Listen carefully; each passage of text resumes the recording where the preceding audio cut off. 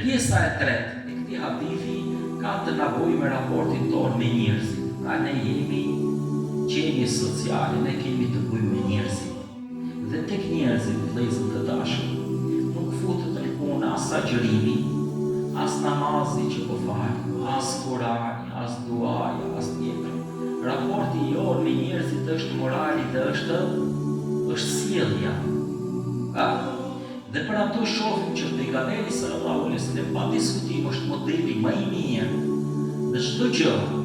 Por Zoti i Madhëshëm kur e përmendën pejgamberin sallallahu alaihi wasallam, nuk e përmendën do themi në Kur'an për namazin e tij, edhe pse namazi i pejgamberit s'ka të krahasuar me namazet tona, me ibadetet tona. Po Zoti i Madhëshëm i thotë me të vërtetë ti je me një moral tepër të lartë.